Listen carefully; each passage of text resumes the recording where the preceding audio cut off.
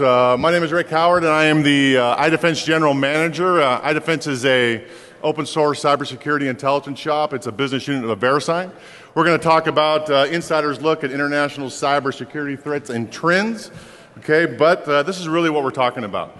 Open source hacking, and we're not talking here about hacking code. We're really talking about finding information by just kind of perusing around and talking to people, finding out what's out there in the open, and putting the stories together.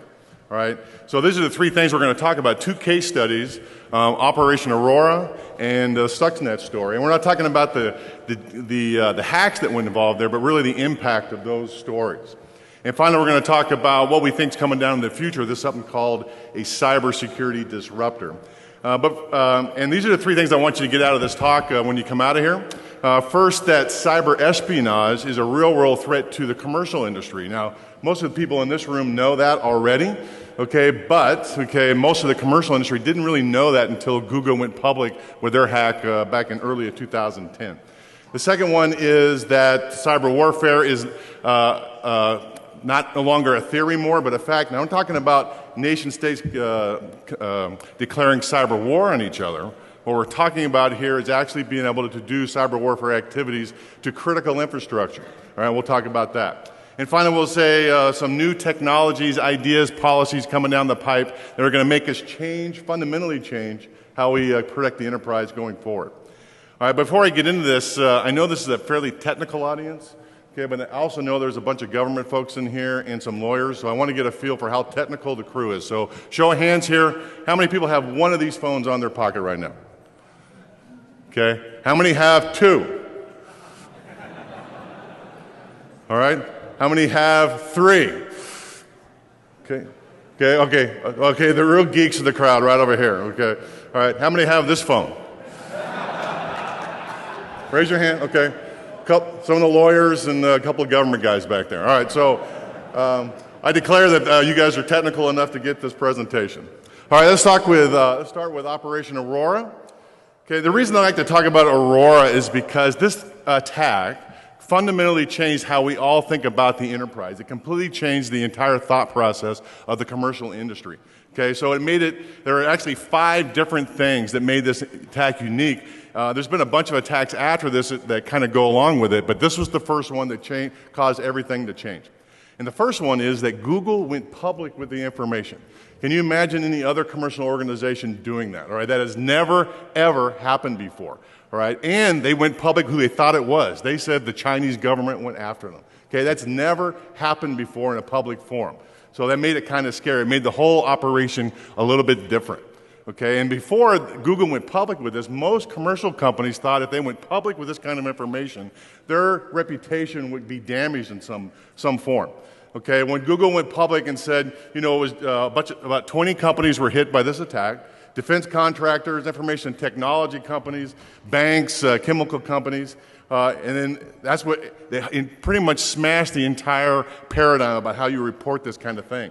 In fact, Google's reputation went up. If you remember, everybody thought they were the bee's knees when they went public with that information. And they got support not only from the private sector, but from the government sector. Okay, so this has never, ever happened before, and it caused us to change how we think about the business. All right, the second reason was the U.S. government support. Secretary Clinton came out immediately after Google went public and gave them public support and said, we think Google's right, and we think China's behind the attacks. Okay, now, the government's known about these kind of attacks for a decade, even over a decade at this point. They've had really cool code names like Moonlight Maze and Titan Rain to talk about cyber espionage attacks that basically the bad guys come in, collect all your information, and bring them back to some nation state for further analysis. Okay? In fact, other countries besides the U.S. have outed China before, like Chancellor Merkel, but never for a specific attack. Just sort of a general, we know you're doing it, we want you to stop kind of a thing. Okay, but the Secretary Clinton on this attack said, we think China did it and we want them to stop. All right, she actually, in 2 public forums, okay, said, we think you guys did it and we want some answers from you in 2 different times. Okay, she's pretty much picking a fight with them. All right, she's actually traveling through Asia while this whole thing was going down. All right, and she met with her counterpart for China, and after a 3-hour-long session, they came out and said, this quote, and I like it. Anytime two politicians come out and say they had a very open, candid conversation about something, that means that conversation was tense. That's what I'm thinking. Okay. Number 3. Okay, Google asked the NSA to come in and help them. Okay, think about that, all right? Well, I got a couple chuckles over here, right? Yes, Google asked the NSA to come in and help them. Now, to be clear, the NSA came in and helped them with security expertise and how to defend the perimeter and best practices and those kind of things. There was no intelligence gathering about that, all right? But the program was so successful that the NSA formalized it into something called Perfect Citizen. All right, that means that any U.S. company that has trouble trying to secure their perimeters, they can call the NSA in and they will send Raytheon contractors out to help them figure this out. So they do vulnerability assessments and capabilities research. All right, so that's something that's never, ever happened before and something that makes it very unique to this kind of an attack. Number 4. This is the wake-up call for the commercial industry. Like I said, government knew about it for over a decade.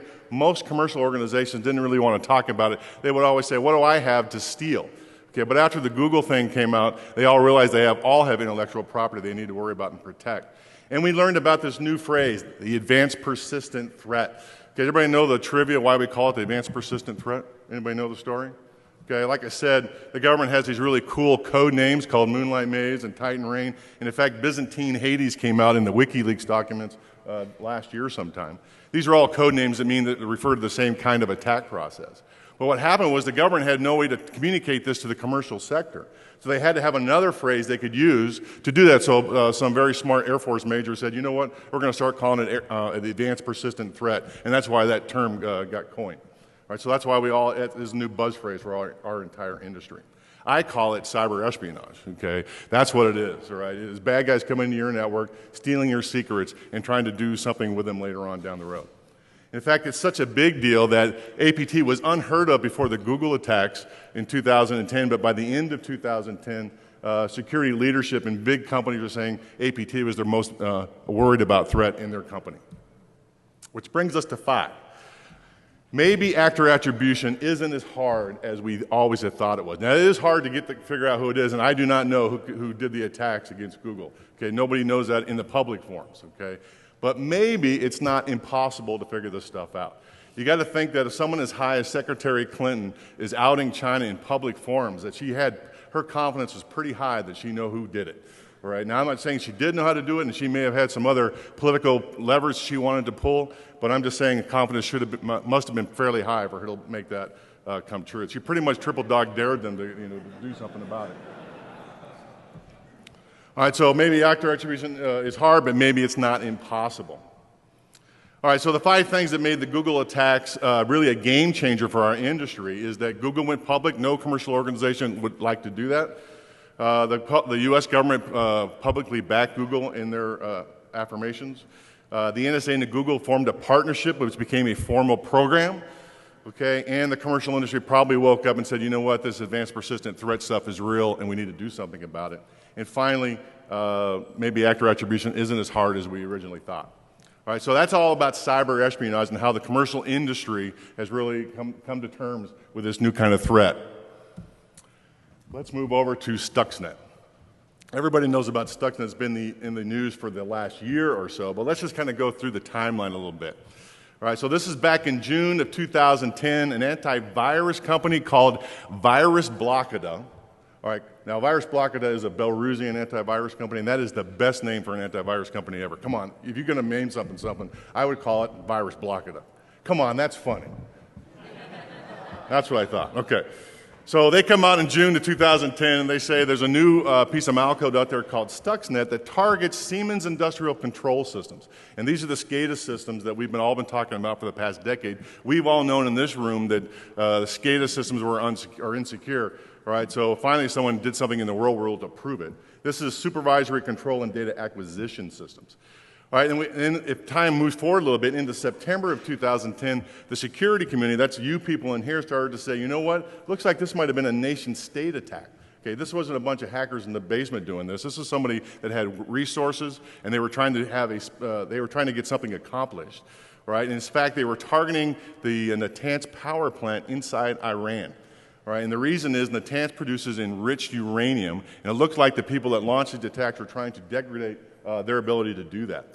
And the reason is, if you take a look at Symantec, Symantec did the bulk of the work on this, on pulling this Malco apart, and they really hit the ball out of the park for this. So those guys that did that, my hat is off to them. This is a chart from their dossier on what happened with Stuxnet. And it's hard to read, but let me just tell you what it means. They show that Stuxnet kind of floated around the entire world, but the bulk of it ended up inside Iran. That pink circle there and that darker red, that is Iran. 60% of Stuxnet infections were inside of that country. So maybe it was targeted attack inside of Iran. Now, these two, Symantec and partnering with Institute for Science and International Security, said, this is how we think they got the Stuxnet into the power plant inside of Iran, because the power plant was not connected to the internet. Now, there's been rumors on the internet that some bad guys or the attackers dropped USB sticks all around, and that's how they got floated in. That's probably true, okay? But the attackers targeted the supply chain from the Natanz power plant. They went after 4 companies inside of Iran that supplied materials into the power plant and waited for it to percolate into the plant, and that's what they did. First strike for Stuxnet was somewhere June 2009, okay, is when the first infections started to show up inside of Natanz. Now, the UN likes to watch Natanz because they're very worried that Iran is trying to produce an atomic bomb there. So they are watching very carefully how much uranium is produced in that facility. Okay, and their estimate between 2009 and 2010, about 1,000 centrifuges were destroyed by the Stuxnet Malco. And that was just the beginning.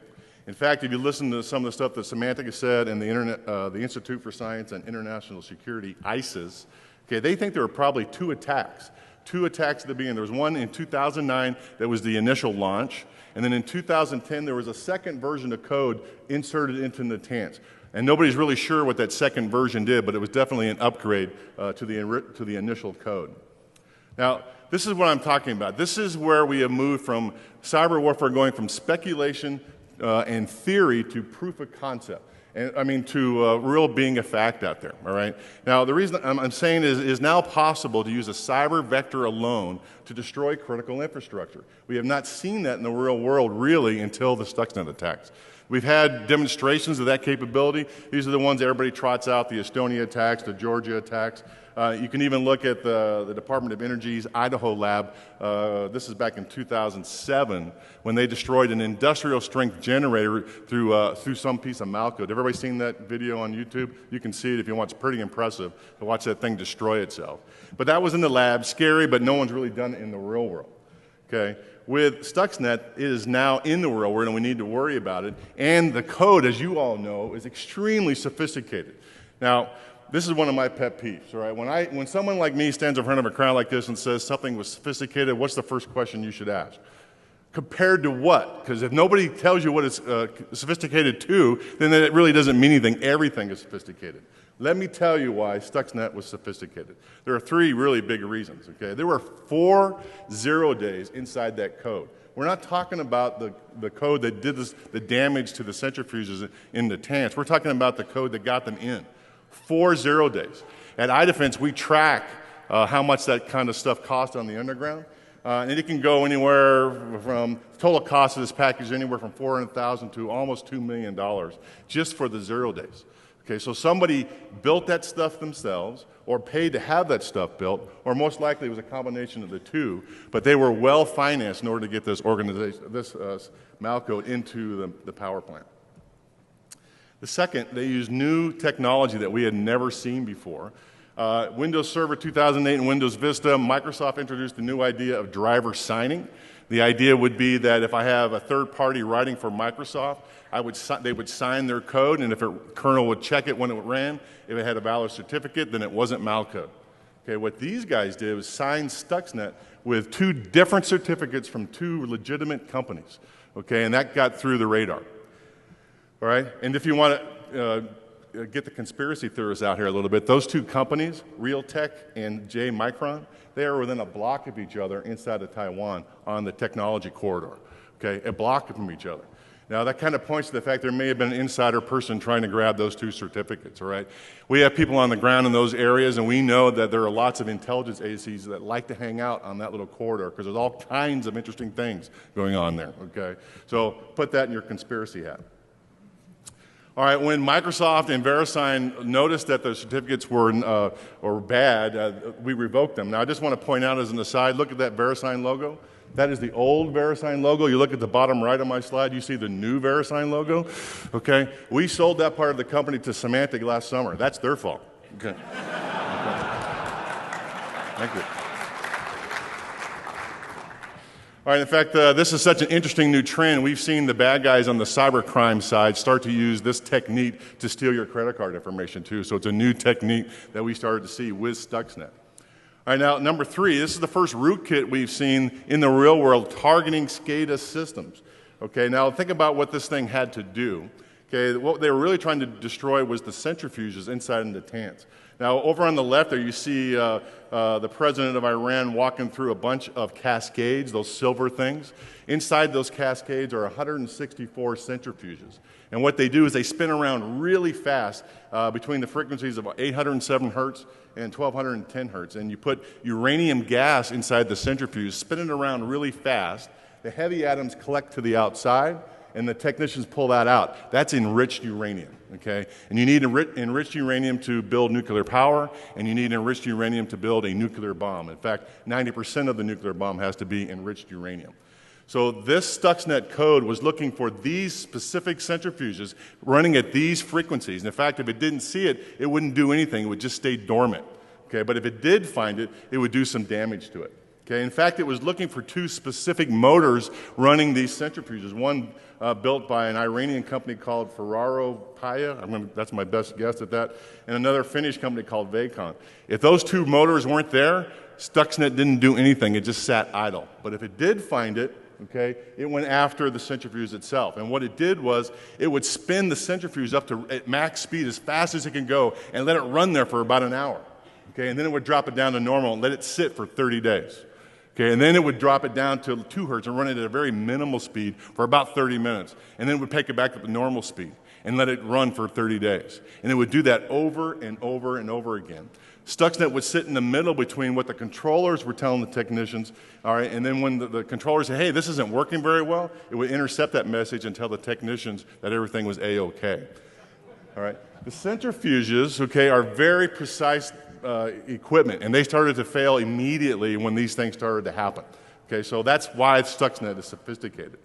All right, so well-financed, new technology, and the first piece of malcode we've seen targeting SCADA systems, and very specific SCADA systems are running inside of the Natanz power plant in Iran. All right, so let's go back to the timeline. Virus Blockada announces to the world that Stuxnet has been discovered in June of 2010. Okay, if you go down just a month now, the Microsoft and Verisign, they revoked their certificates from Realtek. Now pay attention to the timeline. This is where it gets very interesting. Okay, this is July 16th. I can't even read that, but somewhere in the second week of July. Okay, the very next day, the attackers install the second certificate. Okay, the very next day. So that implies there's a punch-counterpunch going here. The attackers were anticipating that someone's going to discover that. They were ready to install a new one and did it immediately. And if that's not enough to convince you, okay, on the same day, denial of service attacks were launched at 2 very prominent SCADA forums on the same day. It's as if the attackers were trying to prevent the community from talking about it. All right, so think about that. That is a battle plan going on here. That is a punch-counter-punch. The attackers were ready for that, and they had something in their back pocket to counter it. All right? Finally, Microsoft and Verisign revoked the second certificate and make the malcode not install any new copies. So let's fast forward into September. This guy, Hamid Alipur, he's like the CTO or CIO or CSO of Iran, and he reported in the public, okay, that almost 30,000 computers were infected with Stuxnet. And the UN watchdogs reported that at least half the centrifuges in the Natanz power plant were idle. That's half of 9,000 centrifuges. Okay, so Stuxnet was having its effect. All right, so fast forward into November, and this is where it gets very interesting. The technicians inside the Natanz power plant, they shut the system down for over 10 days, presumably to get rid of Stuxnet off the network. So they turn it back on after a week, and then hold your hat. This is where the conspiracy nuts come out of the woodwork here, okay? Because this is the next step, okay, in preventing Iran from producing enriched uranium. They assassinate, or at least tried to assassinate, 2 scientists in Iran. These two scientists were coming to work in the morning. Okay, motorcycles pulled up alongside their car, attached bombs to their car, and blew them up. Okay, the first guy, he's dead. Okay, the second guy in critical condition, all right, and managed to survive, and he eventually takes over the program later. So think about what this means, though. All right, the attacker's goal was to stop uranium enrichment going on in the Natanz. They threw cyber vector in there with Stuxnet, were able to damage it for a while, slow it down. When the Iranians shut down the net and took it off the network, they went to the next step and started going after their personnel. Okay, this is the first time we've seen a cyber vector like that associated with that kind of violence. Okay, so we are in a new world, ladies and gentlemen. Okay, something kind of scary. So take a look at the battle plan here. This is kind of the long-range view of how the attack happened. Okay, you got to admit that there was some planning going on here. So there was the campaign planning sometime in 2008, probably. The first strike in 2009, second strike in the spring of 2010, and that's when right about 1,000 centrifuges were first destroyed. Then comes the next skirmish in the battle for the certificates. The good guys find out, or at least the victims or the professional security community said, oh, we know it's bad, let's revoke their certificates. Bad guys put a new one in, we take that one back out, so that's kind of a skirmish going on there, and the denial of service attacks. The fourth one, and finally, is the Natanz coming offline, going back online, and then the attackers going after the Iranian scientists. Okay, what I'm trying to show here is this was an adversary who had a battle plan. They knew what they wanted to do, okay, and they had backup plans in case something went wrong. And I hope you can see that in that timeline. So the question is, how effective were the attacks? According to the U.S. and Israel, the nuclear program in Iran was delayed until 2015. Okay, but according to ISIS, there was no effect. Even with all the damage and all the delays in Natanz, the Iranians were still produced as much uranium, enriched uranium, as they were supposed to produce. The truth is, it's probably somewhere in the middle, and we probably won't know for a couple of years. All right, so what do we get about all this? First, that the Stuxnet attacks were sophisticated, okay, a new technology, well-financed, and targeting SCADA systems. At your dinner party tonight, one thing you could say that's interesting is we don't think it's China, and we don't think it's Russia, and that's kind of refreshing. It's usually those guys in the spotlight, okay, so it's probably not those guys. But the real thing you want to get out of this is that cyber war has moved from theory to fact. It is now possible to destroy critical infrastructure with nothing but a cyber vector alone. So we are in a new ballgame. Okay. Ooh, dead silence. You guys okay out there? Okay, good. Let's move over to cybersecurity disruptors, all right? So what is a cybersecurity disruptor? Well, this guy, Clayton Christensen, he wrote this book called The Innovator's Dilemma in 1997, and it's about business disruptors. His theory was that there are new things coming down the pipe that fundamentally changes a business, what that thing is some new innovation that nobody anticipated. Okay, and what happens is it makes the entire community have to change how they run their business. Okay, and what happens during this process is some businesses that are not ready for the change, they fail because they aren't fast enough to pick up the pace. So they don't catch the wave and fast enough to make the change. All right? So these are new business catalysts, and these aren't slight improvements to technology, but radical new changes in how we do it. Now, any math geeks in the world, in the audience? Math geeks, come on. Okay, what is that symbol? That's a radical. Come on, that's my joke for the day. Radical, okay, forget it. All right, now these new technologies, they are really niche when they first come out, okay, but over time they build momentum, and the best practices that we've had in place wither and die as these new things take their place. Now the example that Christensen uses is the reduction of hard drive size from the 1960s to the 1990s. The one I'm going to talk about here is the battle for the 5.25-inch disk and the 8-inch disk. Anybody old enough in the room to remember the first IBM PC marketing campaign? Okay. They used a little tramp as their, oh, got some old guys in here. I know you're old enough to know that, okay. All right. You guys are probably carrying these phones, okay. It's older than that, that's right. All right, so the dominant floppy drive at the time was the 8-inch floppy drive, and it was used in mini computers at the time. These things were high-end and cost a lot of money. Okay, is that me? It's not me. I swear it's not me. All right, so when IBM built the first PC, they decided to go with a 5.25-inch floppy, commercial off the shelf, really cheap. Okay, and what happened is that the manufacturers of the 8-inch floppy didn't really anticipate the demand. And these are the 4 companies that were making floppy drives at the time. Only one of these guys survived, Micropolis. And according to Christensen, they only survived through Herculean efforts by the management team to turn their plants around to start producing 5¼ inch floppies. So that's what a business disruptor is, new innovation that comes out that completely changes the business. Like, again, not slight improvements, but radical changes in innovation that make everybody change. All right, so that's what a business disruptor is. At iDefense, we think there are cybersecurity disruptors, new ideas, policies, technology, events coming down the pipe that are going to fundamentally make us change how we protect our environments. These are cybersecurity catalysts, and we're expecting 5 to 10 years down the road for these kinds of things. Again, now this is the important part about a cybersecurity disruptor.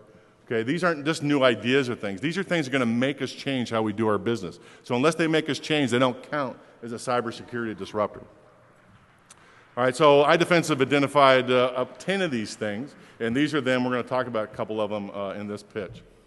All right, now the thing you have to remember about cybersecurity disruptors, you think of them in terms of a triple. Okay, you got to worry about what the concept is. So the concept might be the mobile platform. Okay, the impact is, what does that do to your enterprise by instituting something like a mobile platform in your environment? And finally, the last part of the triple is, how's it going to make you change your security posture? So that's what a triple is. Is that really me? Oh, they're doing VoIP. Okay. I was going to say, I am an expert butt dialer, by the way. Okay. Sorry, I know, I went too far on that, okay. All right, so consider this timeline. Okay, at the far end is the event horizon 2020, 10 years out is about as far as we want to go predicting these kinds of things. 2005 is really where our best practices are. Okay, these are the things we all have in place in our environments to protect our enterprises. These are things like firewalls, intrusion detection systems, and antivirus stuff. Okay, in the middle here, 2010, 2011, is where leaders are making decisions about what technology to bring into their enterprise. Okay, and this is where we're trying to help out here. The thing to remember is that there are going to be early adopters of these cybersecurity disruptors. Okay, these are folks that have realized that this technology may not be ready for their environment. There's going to be lots of bumps and bruises as you install it, but they feel there's a need and they need to have it already. So there's going to be early adopters. All right, I'm not going to talk about all 10 because that would take the next 5 hours. We're only going to talk about 3 of these things. Remember, we're going to talk about triples, and I'm going to tell you about when we expect to see them and if there are any early adopters. The first one is the combination of top-level domain extensions and international domains. All right, so the concept is, let's talk about top-level domain extensions first, okay? Up to this point, we've had the traditional .com, .net, .biz, .edu. In about a year or so, you're going to start to see a bunch more. Okay, if you have enough money, you can have your own top-level domain. It could be a .ric, or it can be a .defcon, or it can be a .I don't care. It doesn't matter. If you have enough money, and they're going to be expensive, okay, there's going to be these new names out there that we're going to have to contend with. And coupled with that is this idea of international domains. Up to this point, all the domain names that we've had have been in English. Okay, but from 2012, 2013, you're going to start seeing domain names in Chinese, in Farsi, and any kind of other language who wants to play with this kind of experiment. So those two things together is the concept here that is going to make it a cybersecurity disruptor. The impact here is, this is just one of them probably for this combination, is that blacklists are going to be unmanageable at the enterprise because you're just not going to want to mess with this anymore. You're not going to have the wherewithal to deal with it. So the change in your environment, we're going to start to see companies outsource their blacklist capability to cloud computing folks. Okay, so that's what we expect to see. All right, probably you're going to start to see these services merge inside your enterprise by 2015. And this year and last year, ICANN has authorized these two things from happening, the top-level domain extensions and the international domains. They keep pushing the line back a little bit, but expect to see it in 2013 by the latest, I think. All right, let's talk about, where am I at here? Oh, IPv6 and domain name, the DNSSEC extensions. That's what this is, all right? So that's the concept. DNSSEC extension, you've been to any of the Kaminsky talks, you know that that's coming down the pipe. The top-level domains are ready for that kind of thing. And the introduction of IPv6, the new IP protocol that's going to replace v4. What that means to the enterprise is that IP management has just become very complex. Okay, and the change is this guy you have in the basement managing your DNS system is probably going to go away. okay? And you're probably going to want to outsource that stuff to some cloud computing environment also. All right, so we expect to see this kind of thing in 2013. In 2010, okay, this is a Gartner chart. Let me just read. I know it's a hard thing to read. Let me tell you what that means. The green line is the size of the internet. The blue line is the size of the IPv4 pool. And the the red line is the V6 deployment. Gartner predicted that it would be 2 to 5 years. This is in 2010 now. They predicted we had 2 to 5 years before we ran out of V4 space. That happened last year. There are no more V4 addresses. Okay, so for the next couple of years, there's going to be sort of a black market as companies sell their V4 space that they're not using. But eventually, we're going to run into V6, and we're going to have to manage it. Okay. All right, next is APT. I talked about the APT with Google. That's the concept. Okay, the impact is, and I think this is what the commercial industry has really figured out, okay, that their intellectual property is seriously at risk and we need to do something about it. And the change for their environment is I think data loss prevention systems are going to start being installed by the number, okay, through the enterprises. We're going to start seeing that around 2013. This is going to be best practices. There are early adopters now. People are deploying this technology right now, but they're getting scarred by it because it's very complicated and very expensive, but they're learning the lessons for all of us as we start to do this ourselves. Okay, and we talked about Google in 2010 and why that was important. All right, so that's cybersecurity disruptors. Let me just put all of them on the timeline here just so you guys can see them. This is where we think they're going to be in the next 10 years. And this is where the early adopters are. Real quick. All right, so let me just recap what a cybersecurity disruptor is. New ideas, technologies are going to make you fundamentally change your enterprise. And I talked about 3 of them here. All right, so I'm at the end. Let me recap a little bit. These are the 3 things I want you to get out of that. The commercial industry should have awoken by now that cyber espionage is a real threat, that cyber warfare is real, not that nations have declared cyber war on each other, that it is possible to destroy physical stuff in the world with a cyber vector alone. And there are new things coming down the pipe that are going to make you change how you do your business. Let me just finish up. We've written a bunch of books at iDefense. Please buy them. I have to put my daughters through college. All right. And if you want any more detailed information about some of the stuff I talked about here, that white paper down on the bottom right, I will gladly give it to you. Just email me or come see me afterwards, and I will gladly get you a copy. So that's it. Thank you very much, and we're done here.